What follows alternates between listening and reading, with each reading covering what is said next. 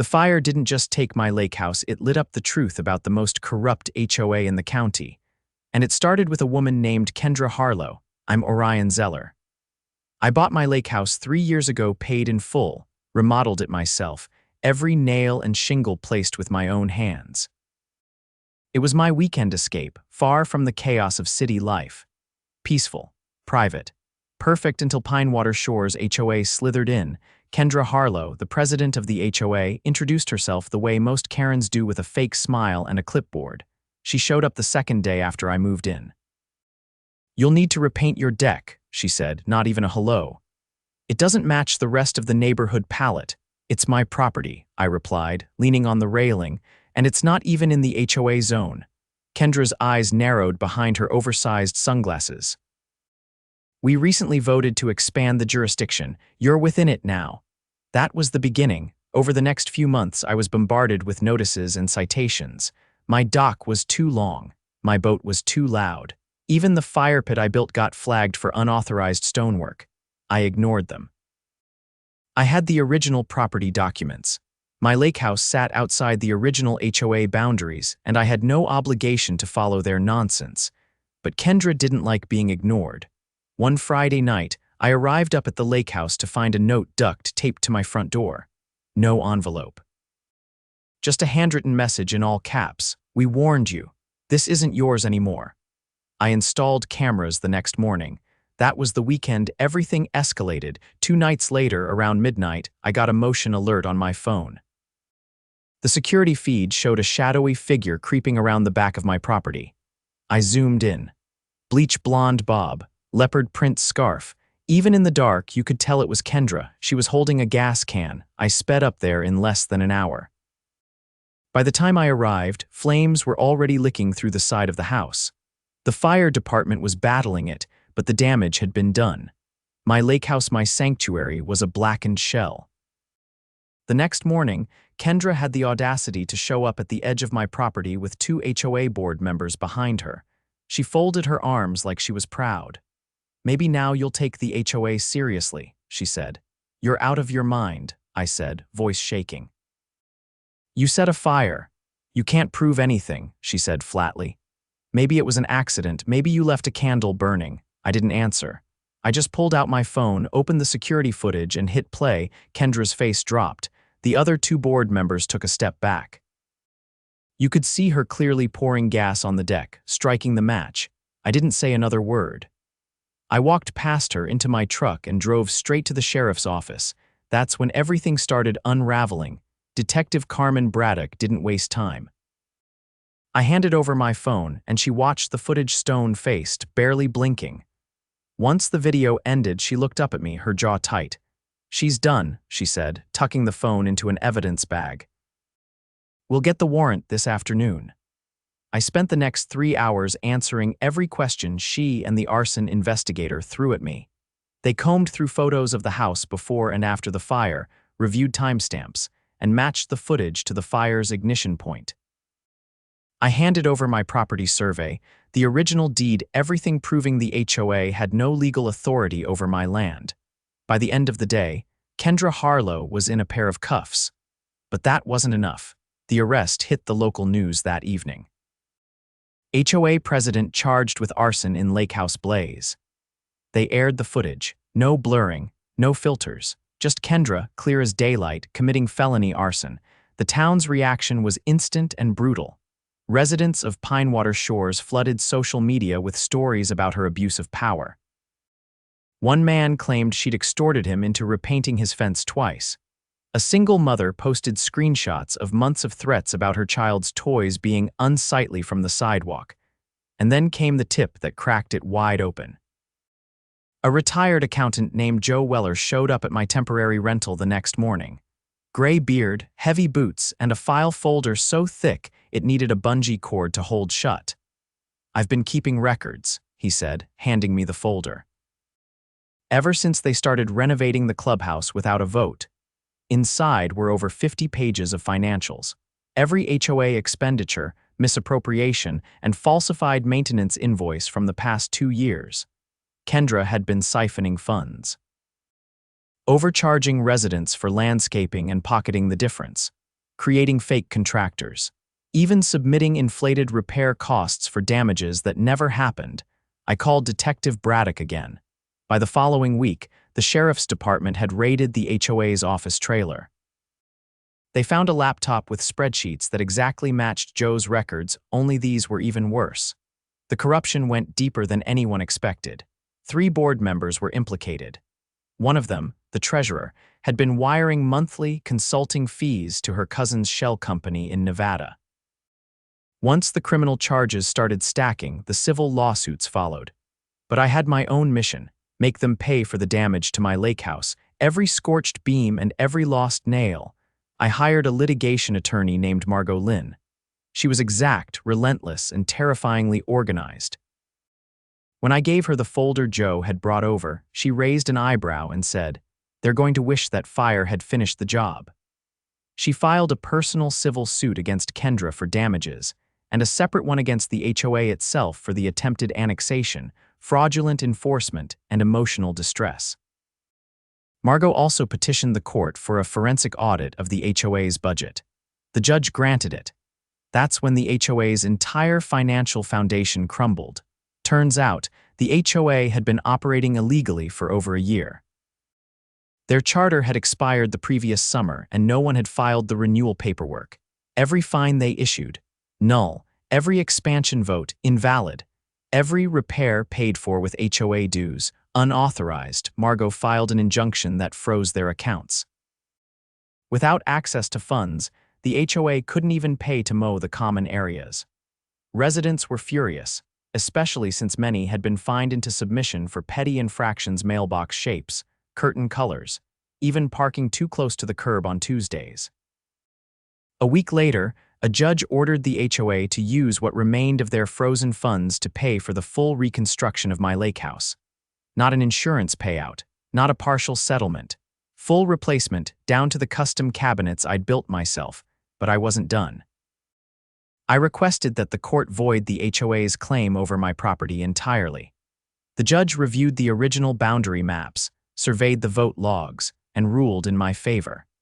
The HOA's attempt to expand their jurisdiction had involved falsified quorum numbers and forged signatures. The judge didn't just throw out the expansion, he ruled the entire HOA board had acted in bad faith and ordered a mandatory re-election under third-party supervision. The fallout was glorious. Kendra remained in county jail, denied bail after prosecutors argued she posed a continued threat to community safety. The treasurer flipped, providing documents that confirmed years of financial abuse. Residents voted out the entire board in a single night, replacing them with a reform committee led by, you guessed it, Joe Weller. The new board's first act: hiring a certified public accountant to perform a full audit and publish every HOA transaction online going forward. Their second act: apologizing publicly to me and agreeing to a community service restitution program. Every member of the outgoing board would be required to participate in rebuilding my lake house, supervised, of course under the direction of licensed contractors. I visited the site the day they arrived. Kendra, in an orange jumpsuit, was assigned to clean debris. She didn't say anything when she saw me. She just picked up a shovel and started scraping ash off the stone path, the same one she'd tried to destroy. I leaned against a nearby tree, arms crossed, and said nothing. The best part: the HOA's insurance premiums skyrocketed. Without the embezzled funds to cover costs, they had to issue a special assessment to pay for their own legal defense.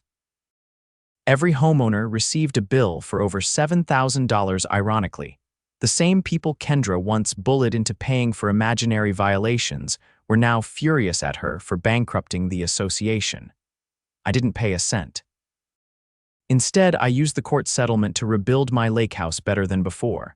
Steel framing, fire-resistant siding, even a top-tier solar system with battery backup, and cameras, 16 of them. Every angle covered, just in case. Neighbors from across the lake started dropping by. Some brought food, others offered to help with the rebuild. One guy, a carpenter named Evan, offered to handcraft the new dock just for the satisfaction of sticking it to the former HOA board. By the end of summer, the house stood taller, stronger, and brighter than ever. At the housewarming, Joe Weller raised his glass and said, "To the man who burned their whole operation down without even striking a match." And for the first time since this nightmare started, I laughed. Because sometimes, justice doesn't just rebuild what was lost, it makes sure the ones who tried to take it pay the price. By early fall, my new lake house stood nearly finished. The crews worked fast, and despite the required involvement of the disgraced HOA board under court-ordered restitution, the general contractor kept everything running like clockwork. I visited the site every few days, mostly to check progress and make sure no one got clever. Kendra hadn't made eye contact since the first day. She was forced to shovel debris, probably because her attorney had warned her not to. Good. I wasn't there for conversation. I wanted results. One morning, while reviewing the trim work with Evan, the carpenter who'd volunteered to rebuild the dock, a black SUV rolled up the gravel path and parked near the road. Out stepped two men in suits and one woman in a crisp blazer, all carrying leather folders and clipboards. They introduced themselves as investigators from the state's Department of Regulatory Oversight. Apparently, the Financial Crimes Division had taken an interest in the HOA's fraudulent bookkeeping. "Your civil suit and the forensic audit exposed something bigger," the lead investigator said. "We're expanding this into a statewide review of HOA compliance. Yours was just the beginning." I didn't ask for details. I didn't need to. The expression on Kendra's face when the agents walked up to her and asked her full legal name told me everything. She hesitated, then gave it, her voice barely audible. They handed her a packet 20 pages thick and informed her of the pending charges for wire fraud, financial misrepresentation, and unlawful enforcement of corporate authority. She didn't say a word. She just stood there, clutching the papers, while the agents moved on to speak with the rest of the board members.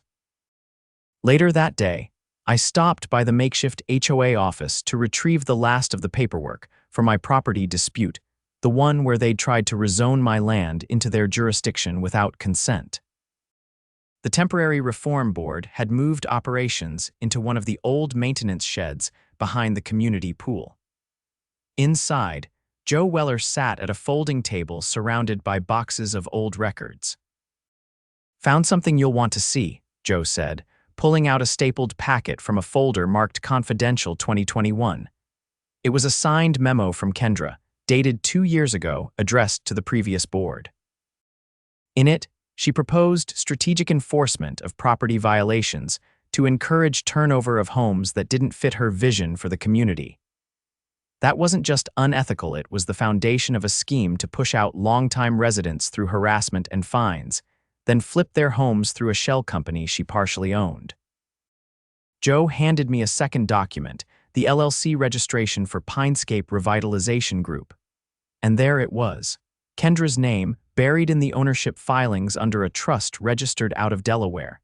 She was flipping the houses her own HOA forced people to sell, I said.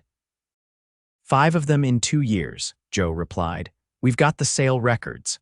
I forwarded the files to Margot, my attorney. Within 2 hours, she filed an addendum to the civil case, citing evidence of a predatory displacement scheme. This wasn't just about my lake house anymore. It was about every resident who'd been bullied, fined, or forced out under a fraudulent system. The state investigators returned the following week with a subpoena for the HOA's full correspondence history. Emails, texts, internal memos, everything. Kendra's phone had already been seized. The treasurer, hoping to reduce her own sentence, handed over a hard drive containing backups of every board communication since 2020. One email stood out immediately. It was from Kendra to the treasurer, dated 6 months before the fire. Subject line, Zeller's property. In it, she outlined options for forcing me into compliance, including strategic code enforcement, anonymous complaints, and disturbingly escalated consequences if passive tactics fail. I read it twice. Then I sent it to Detective Braddock, who was still overseeing the criminal case. "This changes the arson charge," she said the next day when we met at the county courthouse. "This wasn't an impulsive act, it was premeditated." With this email, we can pursue upgraded charges: criminal conspiracy, malicious destruction of property, and attempted insurance fraud. Insurance fraud? I asked. She filed a claim the day after the fire, Braddock replied. Claimed the fire spread from your property and damaged common assets. Problem is, there's no record of damage to any HOA property, and she submitted photos that don't match the incident report. Margot filed a motion to present the new evidence in the next hearing. Meanwhile, the Reform Board began canvassing the neighborhood for testimonies from former residents who'd been fined into foreclosure. One elderly couple came forward with a heartbreaking story. They'd lived in the community for 28 years before being forced to sell over a series of escalating citations for non-regulation garden decorations. Their home sold to Pinescape Revitalization Group, who flipped it within 2 months. Braddock met with them personally, and their testimony was added to the growing case file. The next court date was packed. Residents filled every bench of the hearing room. Kendra sat at the defense table with her new attorney, a twitchy man who looked like he regretted taking the case the moment the prosecution introduced the email chain. The judge reviewed the documents, took one look at the signatures, and ruled the additional charges admissible. Kendra's plea deal was revoked. She now faced the possibility of a sentence exceeding 15 years. Outside the courthouse, a local reporter caught up with me for comment. I didn't come here looking for a war, I said. But when someone burns down your home and tries to make you the villain for defending it, yeah, you fight back. Back at the lake, construction wrapped up just before the first frost. The final walkthrough was surreal. Polished floors, restored beams, even a new workshop space where the old storage closet used to be. Evan had finished the dock in time for the final inspection, complete with a carved plaque that read, "Resilience built here." That weekend, I hosted a gathering. Not just for friends, but for every neighbor who stood up, every resident who shared their story, and every volunteer who helped uncover the truth. Joe gave a short speech, nothing fancy, just a simple acknowledgement that we'd reclaimed more than property. We'd reclaimed our community. As people mingled and kids played near the water, I noticed something strange. Peace. Not the fragile kind that comes from avoiding conflict, but the solid kind that comes from surviving it. The Department of Regulatory Oversight eventually published a statewide report, citing the Pinewater Shores investigation as the catalyst for sweeping reforms. Several other HOAs were dissolved or restructured. Legislation was proposed to limit the unchecked power of private associations. As for Kendra, she was denied bail a second time after a judge ruled her a flight risk. The trial date was set for spring, but with the volume of evidence and the number of civil suits piling up, her legal team was already hinting at a plea just to avoid federal charges. None of that changed what she'd done, of course, but it meant she wouldn't be doing it again. On the final night of fall, I stood at the edge of the dock, watching the lake reflect the last hints of sunset. The air was quiet, save for the soft creak of wood and the distant hum of crickets. I leaned on the railing handmade, sanded smooth, and let out a breath I didn't realize I'd been holding for months, not because it was over, but because I'd won. 2 weeks before the trial, I was called to a deposition room at the county courthouse. Margot sat beside me, calm as ever. Across the table sat a federal prosecutor, who joined the case after the insurance fraud and property flipping evidence landed on a federal desk. The new charges put everything on a much bigger stage: interstate wire fraud, misuse of tax-shielded entities, and willful destruction of private property under false administrative authority. Kendra's face hadn't been seen in public since the last hearing, and word was her lawyer was preparing a desperate plea to avoid federal time. The prosecutor adjusted his glasses and placed a single page in front of me. "This is a preliminary restitution estimate," he said, "pending final approval. We've calculated projected losses from the HOA's fraudulent property seizures, including punitive damages. You've been named as the primary victim." I scanned the numbers. The first line was for my Lakehouse rebuild, already covered through the civil trial, but under that were additional figures. Compensation for legal fees, damages from emotional distress, and a line item tagged Community Impact Liability. The total was just over $200,000, payable directly from the HOA's remaining assets and future dues, with personal liability split between Kendra and the board members who signed off on the illegal annexation votes. Margot leaned in. "We'll accept the terms, but I wanted in writing that neither Kendra nor any of her proxies can serve on a board or hold any fiduciary responsibility in a registered HOA again." The prosecutor nodded. "That clause is already in the plea agreement." Lifetime ban. The following morning, the courthouse was surrounded by press vans. Word had gotten out that the case had triggered a state audit of over 50 other HOAs. People were angry, not just about what happened in Pinewater Shores, but about the unchecked power these private associations wielded across the state. I walked in through the back entrance, escorted by Detective Braddock, who now wore a permanent expression of exhausted satisfaction. She'd been working the case for almost 4 months, and though she never said it directly, I could tell she took it personally. Inside the courtroom, Kendra sat at the defense table, her hands folded neatly in front of her. Gone were the designer scarves and oversized sunglasses. Her hair had lost its bleach sheen. She looked smaller, like the oxygen had been drained from her ego.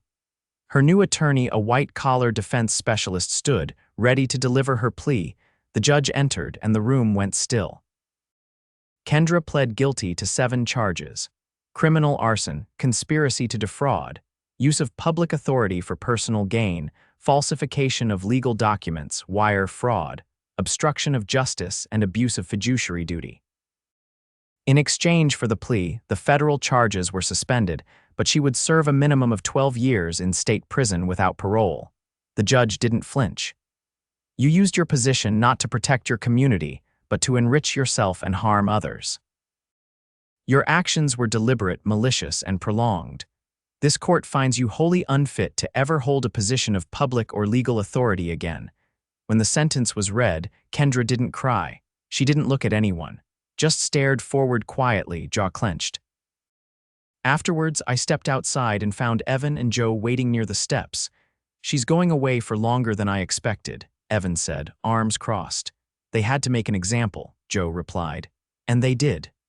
A week later, I received a certified letter from the new HOA board. Inside was the final disbursement, check my restitution for damages unrelated to the rebuild. But there was something else. A formal resolution, passed unanimously by the new board, declaring my property exempt from any future HOA jurisdiction attempts. It was signed by every current board member and notarized by a county official. I framed it and mounted it in the new workshop. With the legal storm behind us, Pinewater Shores transformed. Homeowners who'd lived in fear of citations and harassment began holding community meetings again, this time in someone's backyard instead of the clubhouse. They passed a new charter that limited the board's power, required third-party audits every year, and created a public voting record accessible online. 1 month after Kendra's sentencing, residents gathered for a bonfire by the lake. Someone brought a speaker system. Kids played frisbee along the shoreline, and for the first time in years, no one asked if any of it violated noise ordinances or appearance codes. I stood near the fire, watching the flames flicker against the water. Joe walked over with 2 drinks, handed me one, and nodded toward the crowd. "They're not scared anymore." "They shouldn't be," I said. "Nobody should have to live afraid of their own neighbors." "You know," he said, "when this all started, I thought you were just some guy with a chip on his shoulder, but you didn't just fight back, you cleaned house." I raised the glass. "To rebuilding properly." Later that night, I walked down to the dock. The stars were out, the lake a perfect mirror. I sat on the bench Evan had built, the one with the carved inscription. I didn't need the cameras anymore, but I kept them up anyway, not out of fear, just as a reminder. A few days after the bonfire, I got a letter from the state attorney general's office. They were launching a formal task force to investigate HOA abuse statewide, and they wanted me to speak at the first community hearing. Not as a victim, they said, but as an example of how residents could fight back and win. I agreed. Not because I wanted the attention, but because I knew there were others out there dealing with the same thing. People who didn't have a Joe or a Margot or a Detective Braddock. People who needed to know that they weren't crazy and they weren't alone. The hearing was held in a public auditorium 2 towns over. Rows were filled with homeowners holding paperwork, photos, and letters. Stories poured out: crooked citations, backdoor deals with contractors, threats over unpaid dues. When it was my turn, I didn't give a speech. I just told the truth. They set my house on fire because I wouldn't bow to their rules. They tried to bury me in paperwork, in lies, in fear. But I had evidence. I had help. And I didn't back down. You shouldn't either. Afterwards, a woman in her 60s approached me with a folder of her own. Inside were records from her neighborhood, a small HOA where the treasurer had been charging residents for services never rendered. I gave her Margot's number. The fight was spreading. And not in a chaotic way, but in that slow, steady burn that clears out rot so something stronger can grow. Back at the lake, life settled into something close to normal. I spent weekends wood-turning in the workshop, fishing off the dock, and hosting quiet barbecues with people who no longer had to glance over their shoulders for clipboard-wielding tyrants. The HOA, reborn under Joe's guidance, became something useful. They ran a community garden, sponsored lake cleanups, and even set up a scholarship fund using leftover legal fees awarded back to the association. One day, while organizing tools in the workshop, I found the charred remains of my old property sign, the one that used to sit by the driveway before the fire. I'd saved it without thinking, tucked behind a stack of lumber. I mounted it on the inside wall, next to the new deed. Not as a reminder of what was lost, but of what wasn't taken, because in the end, they didn't win. They didn't get the land or the house or the silence they were banking on. All they got was exposed. And every time someone walks past my rebuilt lake house and asks what happened, they hear the story not of destruction, but of justice. And justice, I've found, is best served with receipts.